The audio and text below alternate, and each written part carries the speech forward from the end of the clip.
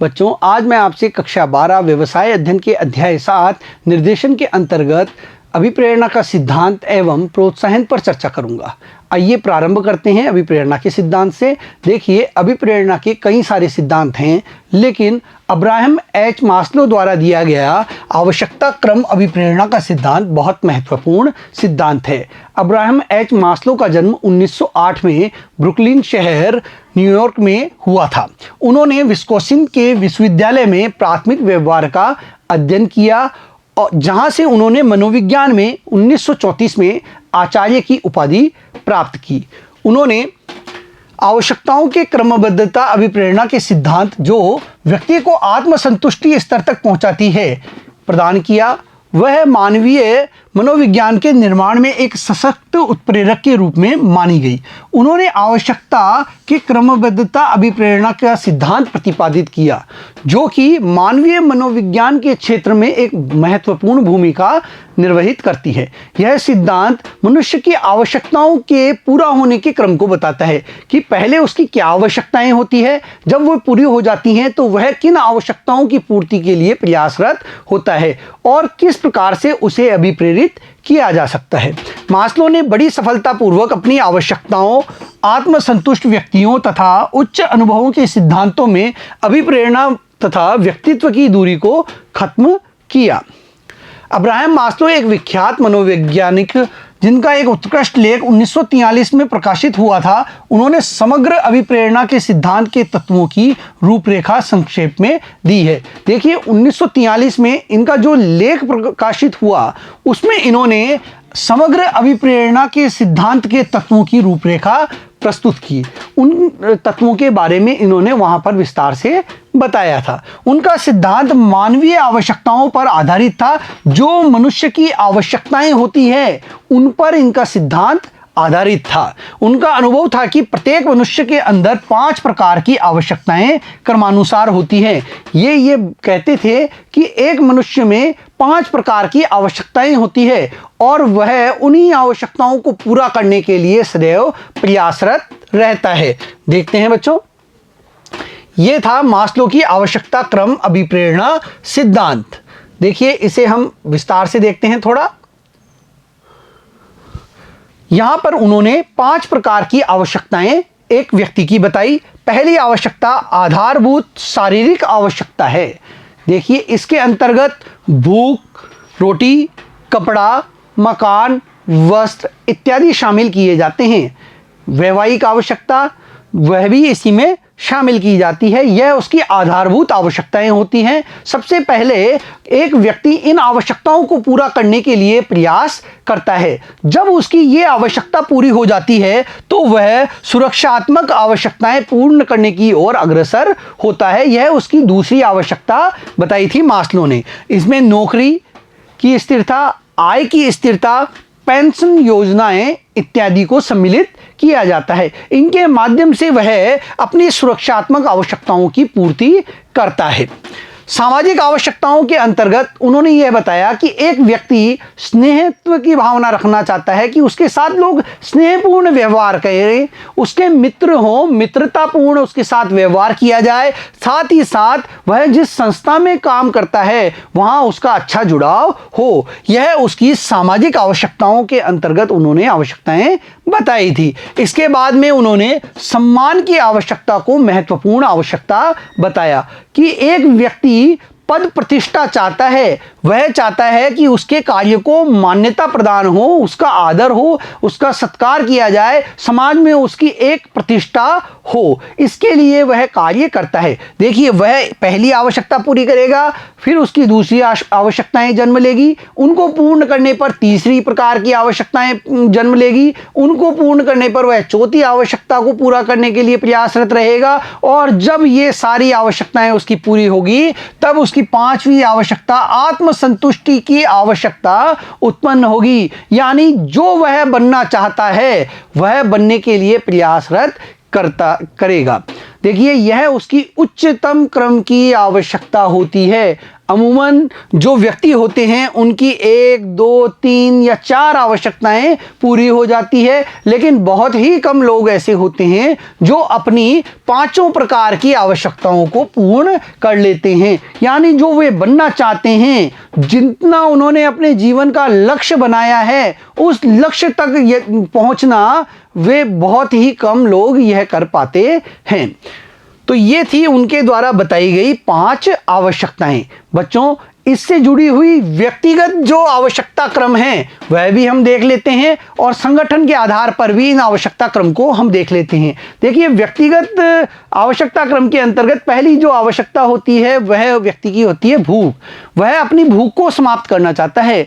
भूख को समाप्त करने के लिए वह कार्य करता है और इस प्रकार यदि उसकी इस आवश्यकता को पूरा कर दिया जाए तो वह प्रेरित होकर कार्य करेगा। इसके बाद उसकी जो दूसरी आवश्यकता है, आय का स्थायी स्रोत ढूंढना, यह जन्म लेती है और इसके लिए वह प्रयास करता है। और इस आवश्यकता को पूरा करने के बाद उसकी तीसरी आवश्यकता जन्म लेती है मित्रता की, यानी उसके साथ स्नेहपूर्ण व्यवहार किया जाए, मित्रतापूर्ण व्यवहार हो। इसके बाद में वह प्रतिष्ठा के लिए कार्य करता है कि उसको एक पद मिले, एक प्रतिष्ठित पद पर वह पहुंचे, उसका मान सम्मान हो। इसके लिए वह कार्य करता है। जब यह कार्य हो जाता है, यह आवश्यकता पूरी हो जाती है, तो वह आत्मसंतुष्टि पाना चाहता है, यानी वह जो बनना चाहता है वह बनने के लिए प्रयासरत होता है। जो उसने अपने जीवन का लक्ष्य निर्धारित किया था, उस लक्ष्य को प्राप्त करने के लिए वह प्रयासरत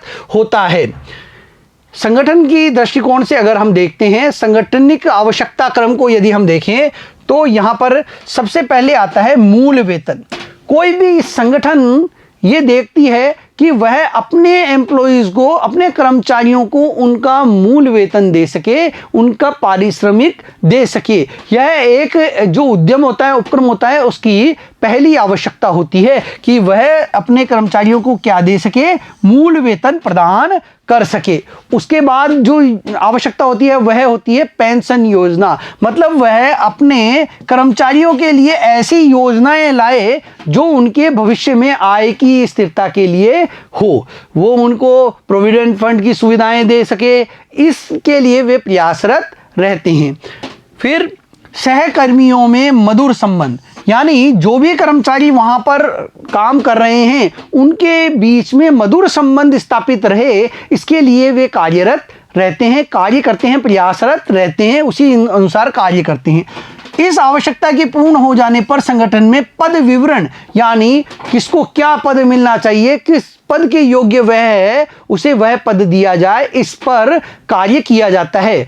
देखिए, इसके बाद में उद्देश्यों की पूर्ति, यानी एक संगठन चाहता है कि वह उसके पूर्ण जो उद्देश्य निर्धारित किए गए हैं उनको पूर्ण कर लेवे, तो यह क्रम भी यहां पर चलता रहता है। देखिए बच्चों, यह था मास्लो का आवश्यकता क्रम अभिप्रेरणा का सिद्धांत। ये 5 सिद्धांत उन्होंने दिए थे, 5 आवश्यकताएं उन्होंने बताई थी जिनको पूरा करने के लिए एक व्यक्ति, एक संगठन कार्य करता रहता है।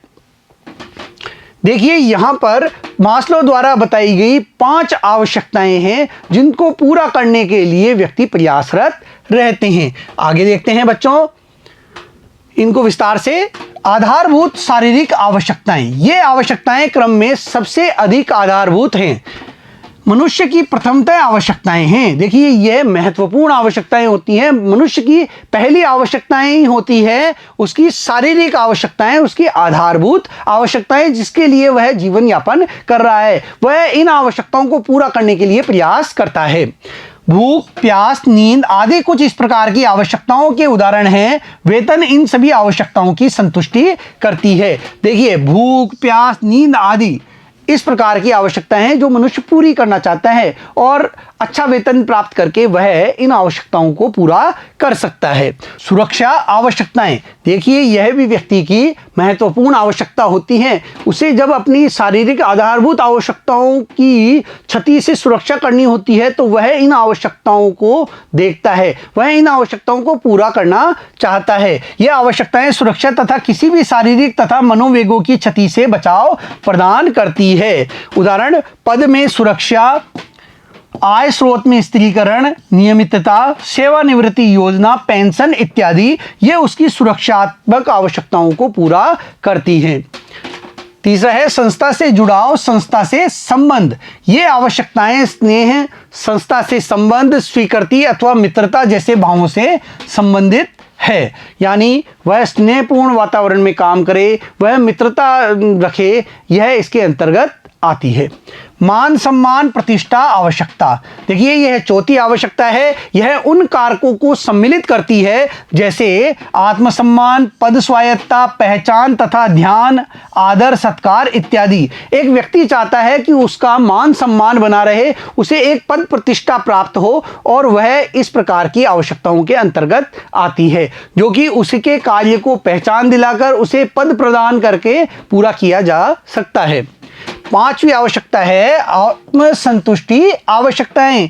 यह आवश्यकता क्रम श्रृंखला में सबसे उच्च स्तरीय आवश्यकता है, सबसे उच्च स्तरीय की आवश्यकता मानी जाती है। यह उस भावना आवेग को बताती है जो किसी के अंदर उस विद्यमान योग्यता की जो वह बन सकता है को बताती है। देखिए कोई व्यक्ति क्या बनना चाहता है, यह उसकी एक आवश्यकता होती है और इस आवश्यकता क्रम के अंतर्गत यह उच्च स्तरीय आवश्यकता में आती है जिसे हम बोलते हैं आत्मसंतुष्टि आवश्यकता।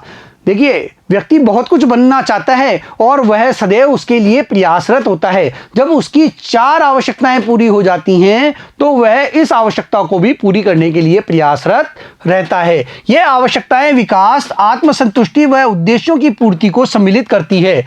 मास्लो ने यह बताया कि इस आवश्यकता के अंदर विकास, आत्मसंतुष्टि तथा उद्देश्यों की पूर्ति, जिन उद्देश्यों को लेकर व्यक्ति आगे बढ़ता है उन उद्देश्यों की पूर्ति सम्मिलित होती है। देखिए संगठन भी किन्हीं उद्देश्यों की पूर्ति के लिए कार्य करते हैं और उनके लिए भी यह महत्वपूर्ण आवश्यकता होती है।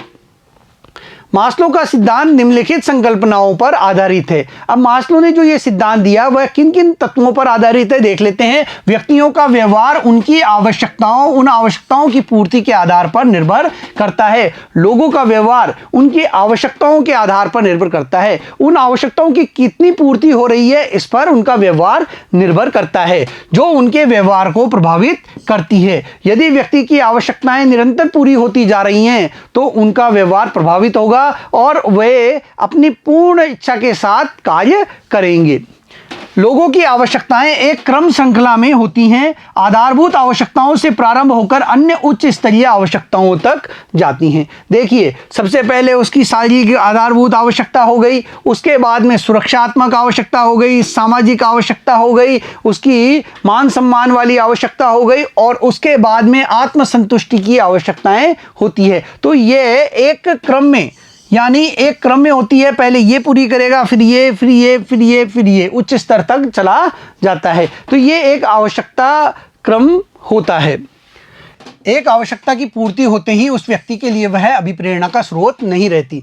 जब व्यक्ति की कोई आवश्यकता पूरी हो जाती है तो वह उसके लिए किसी भी प्रकार का अभिप्रेरणा प्रदान नहीं करती। अब उसके लिए अगले क्रम की आवश्यकता ही प्रेरित कर सकती है, अगले क्रम की आवश्यकता से संबंध में ही उसे प्रेरित किया जा सकता है। एक व्यक्ति क्रम में अगले उच्चतर स्तर की आवश्यकता तभी अनुभव करता है जब उसके निचले स्तर की आवश्यकता की संतुष्टि हो जाती है। जब उसकी पहली आवश्यकता की संतुष्टि हो जाती है तो वह दूसरी आवश्यकता को महसूस करता है। शारीरिक आवश्यकताएं पूरी हो जाने पर ही वह सुरक्षात्मक आवश्यकताओं की ओर ध्यान देगा। इनके पूरा हो जाने पर ही वह अगली आवश्यकता, सामाजिक आवश्यकता पर ध्यान देगा। जब उसकी तीसरी आवश्यकता पूरी हो जाएगी तभी वह अगली आवश्यकता पर ध्यान देगा। वह अगली आवश्यकता मान सम्मान, पद प्रतिष्ठा की ओर ध्यान दे पाएगा। इसके बाद में ही वह अपनी उच्चतर आवश्यकता पर ध्यान देगा। तो इस प्रकार जब उसकी एक आवश्यकता पूरी होती है तो वह अगली आवश्यकता की ओर अग्रसर होता है, उसको पूरा करने के लिए ही वह प्रयास करता है। आगे देखते हैं बच्चों प्रोत्साहन के बारे में। देखिए प्रोत्साहन वे समस्त इनके अंतर्गत शामिल किए जाते हैं जिससे किसी व्यक्ति को प्रेरित किया जाता है, जिससे उन्हें प्रेरणा प्रदान की जाती है। ये वित्तीय भी हो सकते हैं, ये गैर वित्तीय भी हो सकते हैं। प्रोत्साहन से तात्पर्य उन सभी उपायों से है जिनका प्रयोग व्यक्तियों को प्रोत्साहित करने के लिए किया जाता है, जिनसे लोगों को प्रोत्साहित किया जाता है, कार्य करने के लिए तैयार किया जाता है, उनके कार्य व्यवहार को, कार्य निष्पादन को सुधारा जाता है, जिससे उनके कार्य निष्पादन में सुधार हो। प्रोत्साहन के प्रकार, दो प्रकार के प्रोत्साहन होते हैं, वित्तीय प्रोत्साहन और दूसरा गैर वित्तीय प्रोत्साहन। देखिए वित्तीय प्रोत्साहन जो होते हैं ये धन से संबंधित होते हैं, वित्त से संबंधित होते हैं, जबकि जो गैर वित्तीय प्रोत्साहन है ये धन से संबंधित नहीं होते। देखते हैं वित्तीय प्रोत्साहन। वित्तीय प्रोत्साहन वे प्रोत्साहन हैं जो प्रत्यक्ष रूप में वित्त के रूप में हैं, यानी वित्त से ये सीधे संबंधित होते हैं तथा जिन्हें वित्त के रूप में मापा जा सकता है तथा ये कर्मचारियों के बेहतर निष्पादन के लिए एक उत्प्रेरक का कार्य करते हैं। देखिए एक व्यक्ति को अपनी आवश्यकताओं की पूर्ति के लिए धन की आवश्यकता होती है, तो वह अपनी आवश्यकताओं को पूरा करने के लिए वित्तीय प्रोत्साहन से प्रेरित होता रहता है। जब उसकी इस प्रकार की आवश्यकता पूरी हो जाती है तो वह गैर वित्तीय प्रोत्साहन से भी प्रोत्साहित होता है, तो उसको वित्तीय रूप से प्रोत्साहित करने में ये वित्तीय प्रोत्साहन योजनाएं काम आती है। इनके प्रकार देखते हैं। वित्तीय प्रोत्साहन के प्रकार, वेतन तथा भत्ता। वेतन जो उसके कार्य के बदले मिलता है। उत्पादकता संबंधी पारिश्रमिक, जो उत्पादन वह कर रहा है, जो उत्पादकता उसकी है उसके अनुरूप उसको पारिश्रमिक मिलना। बोनस, अधिलाभांश। बोनस जो है वेतन के अतिरिक्त होता है। लाभ में भागीदारी, संगठन के लाभ में होने पर लाभों में से कर्मचारियों को हिस्सा देकर उनको लाभ में हिस्सेदार बनाया जाता है, भागीदार बनाया जाता है, इससे भी प्रेरित किया जाता है। सह साझेदारी, देखिए यह भी लोगों को प्रेरित करने का एक अच्छा माध्यम है। इसमें शेयर उन्हें दिए जाते हैं कंपनी के, जो कि बाजार की कीमत से कम होते हैं। वह अपने आप को स्वामित्व के रूप में समझने लगता है, उनमें स्वामित्व की भावना जागृत होती है। सेवानिवृत्ति लाभ, देखिए इसके अंतर्गत सेवानिवृत्ति के बाद उन्हें कई प्रकार के वित्तीय लाभ प्रदान किए जाते हैं। अनुलाभ, देखिए एक कर्मचारी को संगठन के द्वारा कई प्रकार के अनुलाभ दिए जाते हैं, जैसे उनको बीमा सुविधा दी जाती है, चिकित्सा सुविधा दी जाती है, ये भी एक तरह से वित्तीय प्रोत्साहन के अंतर्गत आते हैं। इन्हें विस्तार से देख लेते हैं। वित्तीय प्रोत्साहन के प्रकार, वेतन तथा भत्ता। प्रत्येक कर्मचारी के लिए वेतन एक आधारिक वित्तीय प्रोत्साहन है। इसमें आधारभूत वेतन, महंगाई भत्ता तथा अन्य भत्ते शामिल है। हर व्यक्ति कुछ न कुछ धन प्राप्त करने के लिए एक संगठन से जुड़ता है, वह इसके फलस्वरूप मजदूरी या वेतन प्राप्त करता है। यह उसे प्रोत्साहित करने के लिए बहुत जरूरी होता है कि उसे अच्छा वेतन मिलता रहे, समय समय पर वेतन भत्ते बढ़ते रहें, उनमें वृद्धि होती रहे। उत्पादकता संबंधित पारिश्रमिक मजदूरी प्रोत्साहन, देखिए इसके अंतर्गत जो व्यक्ति द्वारा उत्पादन किया जा रहा है, यदि वह उस उत्पादकता को बढ़ाता है तो उसे इसमें प्रोत्साहन मिलना चाहिए।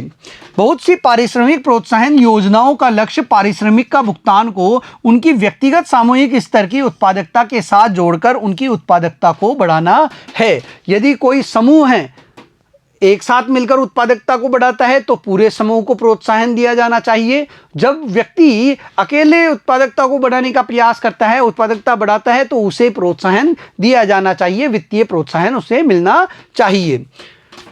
बोनस, अधिलाभांश। बोनस वह प्रोत्साहन है जो कर्मचारियों को उनकी मजदूरी या वेतन के ऊपर अथवा अतिरिक्त दिया जाता है। यह वेतन मजदूरी से अलग दिया जाता है। समय समय पर बोनस की घोषणा कंपनियों के द्वारा, उपक्रमों के द्वारा की जाती है, जो कि कर्मचारियों को प्रेरित करती है कार्य करने के लिए। लाभ में भागीदारी, देखिए लाभ में भागीदारी का अर्थ कर्मचारियों को संगठन के लाभ में उनका हिस्सा देना है। संगठन को लाभ हुआ, संगठन को बहुत अधिक लाभ हुआ, यदि संगठन उसमें से कुछ हिस्सा अपने कर्मचारियों को दे दे तो इससे कर्मचारी प्रेरित होते हैं, वे और अधिक मेहनत के साथ कार्य करते हैं।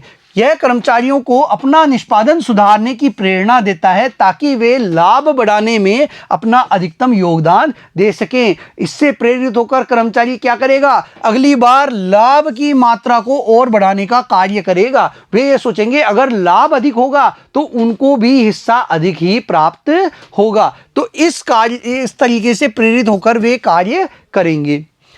अगला है सह साझेदारी स्कंद स्टॉक विकल्प।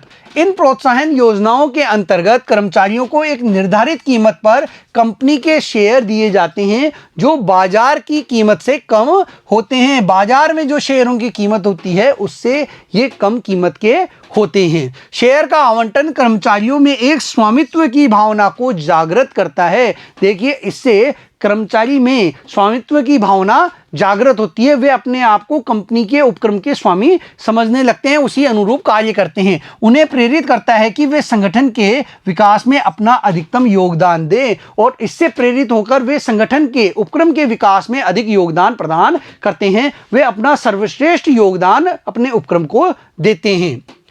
सेवानिवृत्ति लाभ। बहुत से सेवानिवृत्ति लाभ जैसे भविष्य निधि, पेंशन तथा ग्रेच्युटी इत्यादि सेवानिवृत्ति के बाद कर्मचारियों को वित्तीय सुरक्षा प्रदान करते हैं। यह उस समय भी एक प्रोत्साहन का कार्य करती है जब वह संस्था में कार्यरत या सेवा में होते हैं। देखिए, जिन कंपनियों में सेवानिवृत्ति लाभ दिए जाते हैं तो वहां पर कर्मचारी रुककर टिककर कार्य करते हैं। वे अपनी नौकरी बदलने पर ज़्यादा ध्यान नहीं देते। वे ऐसी संस्थाओं में बना रहना चाहते हैं जहां पर सेवानिवृत्ति के लाभ मिलते हैं। सेवानिवृत्ति के पश्चात ग्रेच्युटी, पेंशन व भविष्य निधि जैसी सुविधाएं प्रदान की जाती है। तो ये भविष्य में भी काम आते हैं जब व्यक्ति सेवानिवृत्त हो जाता है, तथा पहले भी उन्हें प्रेरित करने का काम करती है।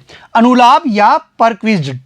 बहुत सी कंपनियों में कार भत्ता, घर की सुविधा, चिकित्सा सहायता तथा बच्चों के लिए शिक्षा आदि लाभ दिए जाते हैं। देखिए, ये सुविधाएं भी कई कंपनियां देती हैं। ये वेतन के अतिरिक्त भत्ते या लाभ हैं। इनमें कई कंपनियां भत्ते देती है इनके बाबत या फिर इन्हें ये लाभ प्रदान करती हैं। ये उपाय कर्मचारियों प्रबंध को दोनों को ही अभिप्रेरित करते हैं और इन उपायों से कर्मचारी भी प्रेरित होते हैं और प्रबंध के लोग भी प्रेरित होते हैं क्योंकि ये सभी को प्रदान किए जाते हैं।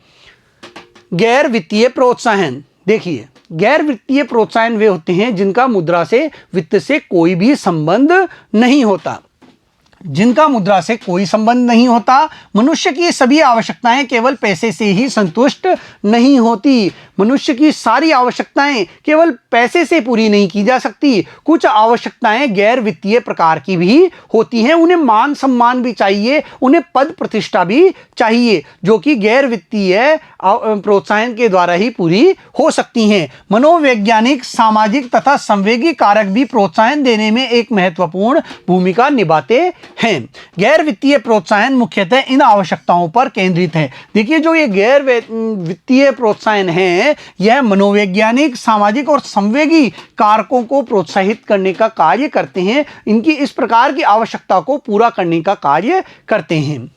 इनके प्रकार हैं पद प्रतिष्ठा या ओहदा, यानी पद देना, प्रतिष्ठा प्रदान करना, एक महत्वपूर्ण पद जिम्मेदारी देना। सांगठनिक वातावरण है, कार्य का वातावरण अच्छा होना। जीवन वृत्ति विकास के सुअवसर, कर्मचारी को उसकी जीवन वृत्ति विकास के कई प्रकार के अवसर उपलब्ध कराना, यह भी इसके अंतर्गत आता है। पद संवर्धन भी इन्हीं के अंतर्गत आता है। कर्मचारियों को पहचान देने संबंधित कार्यक्रम, कर्मचारियों द्वारा जो कार्य किया जाता है उन्हें पहचान देना, उनकी प्रशंसा करना, यह भी इस गैर वित्तीय प्रोत्साहन के अंतर्गत आता है। पद सुरक्षा, स्थायित्व, यह भी गैर वित्तीय प्रोत्साहन में ही गिना जाता है। कर्मचारियों की भागीदारी, देखिए ये सभी गैर वित्तीय प्रोत्साहन के अंतर्गत आते हैं। आइए इन्हें विस्तार से देख लें बच्चों। गैर वित्तीय प्रोत्साहन के प्रकार। पद, प्रतिष्ठा, ओहदा। पद का अर्थ है संस्था में पदों के क्रम से है। देखिए, संस्था में, हर संस्था में एक पदों का क्रम होता है, पद क्रम होता है। हर व्यक्ति चाहता है कि उसके पद में वृद्धि होती रहे, उसे समय समय पर अगले पद पर भेजा जाए। मनोवैज्ञानिक, सामाजिक तथा मान सम्मान प्रतिष्ठा संबंधी आवश्यकताएं मनुष्य की पद को दी गई प्रतिष्ठा तथा सत्ता द्वारा पूरी हो जाती हैं। देखिए, मनोवैज्ञानिक रूप से एक व्यक्ति चाहता है कि उसके पद में वृद्धि हो, समाज में भी उसका मान सम्मान बढ़े, पद प्रतिष्ठा बढ़े। तो यह सब पूरा करने के लिए पद प्रतिष्ठा ओहदा एक महत्वपूर्ण प्रोत्साहन के रूप में काम करता है। यदि कर्मचारी को समय पर पदोन्नति दी जाए, उसे उच्च पद प्रदान कर दिया जाए, तो उसका सम्मान बढ़ता है और वह अपनी इस आवश्यकता को पूर्ण कर लेता है। संगठनिक वातावरण, संगठन में अच्छा कार्य वातावरण दशाएं कर्मचारियों के व्यवहार को प्रभावित करती है। देखिए, संगठन में यदि बहुत अच्छा कार्य वातावरण है, दशाएं अच्छी हैं काम करने की, तो वह भी कर्मचारी को प्रेरित करने का कार्य करती हैं। इनमें से कुछ विशेषताएं हैं। व्यक्तिगत स्वतंत्रता, यानी कर्मचारी को कार्य करने की स्वतंत्रता दिया जाना। पारिश्रमिक अभिविन्यास, कर्मचारियों का ध्यान रखना, जोखिम उठाना इत्यादि। ये सभी जो हैं ये गैर वित्तीय तरीकों में आते हैं, जो उसके संगठनिक वातावरण के अंतर्गत मापे जाते हैं। जीवन वृत्ति विकास के सुअवसर, प्रत्येक व्यक्ति चाहता है कि वह संस्था में उच्च स्तर तक पहुंचे। हर व्यक्ति की यह इच्छा होती है कि वह जिस संस्था में कार्य कर रहा है वहां पर उच्च स्तर तक वह पहुंचे, उच्च स्तर प्राप्त करे। दक्षता विकास कार्यक्रम तथा ठोस पदोन्नति नीति कर्मचारियों को पदोन्नति पाने में सहायता करती है। देखिए, उनकी दक्षता विकास से संबंधित जो कार्यक्रम होते हैं उससे भी उनकी दक्षता सुधरती है, जिससे वे उच्च पद पर जाने के योग्य बनते हैं। समय समय पर उनकी पदोन्नति किया जाना भी बहुत इसके अंतर्गत आवश्यक होता है। पदोन्नति एक शक्तिवर्धक का कार्य करती है तथा कर्मचारियों को अपने बेहतर निष्पादन को प्रदर्शित करने के लिए प्रोत्साहित करती है। देखिए, जब कर्मचारी को पदोन्नति मिलती है तो वह अपना सर्वश्रेष्ठ प्रदर्शन करने के लिए लालायित रहता है। जब उसे यह पता चलता है कि यदि वह अच्छा कार्य करेगा तो उसे पदोन्नति मिलेगी, तो वह अपने कार्य निष्पादन में सुधार लाता है। तो यह भी उसको प्रेरित करने के लिए अच्छा प्रोत्साहन का माध्यम है। पद संवर्धन, पद संवर्धन का संबंध उन कार्यों की रूपरेखा तैयार करना है जिसमें विविध प्रकार के कार्य अंश सम्मिलित हैं। उच्च स्तरीय ज्ञान तथा कौशल की आवश्यकता है, कर्मचारियों को अधिक स्वायत्तता देती है तथा उत्तरदायित्व सौंपती है। व्यक्तिगत विकास के सुअवसर प्रदान करती है तथा एक अर्थपूर्ण कार्य अनुभव देती है। देखिए, पद संवर्धन के अंतर्गत व्यक्ति को उच्च स्तरीय ज्ञान व कौशल की आवश्यकता होती है अपने कार्य को करने हेतु। जब कर्मचारियों में इस प्रकार की ज्ञान होता है, कौशल होता है, तो उन्हें पद संवर्धन के द्वारा प्रेरित किया जाता है, जिससे उनमें अधिक स्वायत्तता प्राप्त होती है, उनको उत्तरदायित्व सौंपा जाता है, उन्हें विकास के अलग अवसर प्राप्त होते हैं, जिससे भी वे प्रेरित होते हैं। कर्मचारियों को पहचान, मान सम्मान देने संबंधित कार्यक्रम, एक संगठन को यह चाहिए कि वह अपने कर्मचारियों के कार्यों को मान सम्मान प्रदान करे, उनके कार्यों की पहचान करे, सभी के सामने उनकी प्रशंसा करे, जिससे कि कर्मचारी प्रेरित हों। कर्मचारी चाहते हैं कि उनके कार्य का मूल्यांकन हो, उन्हें उपयुक्त पहचान मिले। जो कर्मचारी अच्छा कार्य कर रहे हैं तो उनके कार्यों की पहचान हो और उनका मूल्यांकन करके उसके बारे में सभी के सामने प्रशंसा की जाए। प्रशंसा कर्मचारियों को उनके कार्य निष्पादन के लिए की जाती है, तो वे उच्च स्तर का कार्य करने के लिए प्रोत्साहित होते हैं। देखिए, जब प्रशंसा की जाती है तो कर्मचारी प्रेरित होता है कि हमारी प्रशंसा की जा रही है, उससे वो और अच्छा करने के लिए प्रेरित होते हैं। बधाई देना, नोटिस बोर्ड, सूचना पट पर उनका नाम प्रदर्शित करना, पारितोषिक या प्रमाण पत्र देना, स्मृति चिन्हों का वितरण, महत्वपूर्ण सुझावों के लिए उसे पारितोषिक देना, ये सभी इस प्रकार मान सम्मान देने या कर्मचारियों को पहचान देने के संबंध में प्रोत्साहन प्रदान करने के तरीके हैं। अगला है पद सुरक्षा स्थायित्व। कर्मचारियों को भविष्य की आय तथा कार्य दोनों के लिए निश्चित स्थिरता, स्थायित्व चाहिए, ताकि उन्हें इन पक्षों पर चिंता न हो और अपना कार्य बड़े उत्साह से कर सके। देखिए, पद सुरक्षा और स्थायित्व ये गैर वित्तीय प्रोत्साहन के अंतर्गत आते हैं। जब एक कर्मचारी को ये पता है कि उसका पद सुरक्षित रहेगा, उसको पद से नहीं हटाया जाएगा, तो वह अधिक उत्साहित होकर ऐसी संस्था में कार्य करेगा और अपना अच्छा योगदान उस संगठन के लिए समर्पित करेगा। कर्मचारियों की भागीदारी, इसका अर्थ है कर्मचारियों से संबंधित जो कार्य होते हैं उनमें प्रबंधन को अपने कर्मचारियों को भी भागीदार बनाना चाहिए। यह भी उनको प्रेरित करने का कार्य करते हैं। इसका अर्थ है कर्मचारियों से संबंधित निर्णय लेने में उन्हें शामिल करना। ये कार्यक्रम संयुक्त प्रबंध समिति, कार्य समिति, जलपान गृह समिति इत्यादि के रूप में व्यवहार में कार्यान्वित होते हैं। देखिए, इस तरीकों के माध्यम से कर्मचारियों से संबंधित निर्णय लेने में शामिल किया जाता है, तो वे प्रेरित होकर प्रबंधन का साथ देते हैं, संगठन के लिए कार्य करते हैं। बच्चों, आज हमने मास्लो का आवश्यकता क्रम अभिप्रेरणा का सिद्धांत देखा। साथ ही साथ हमने प्रोत्साहन के अंतर्गत वित्तीय और गैर वित्तीय प्रोत्साहन देखे। अगले वीडियो में फिर मिलेंगे। धन्यवाद।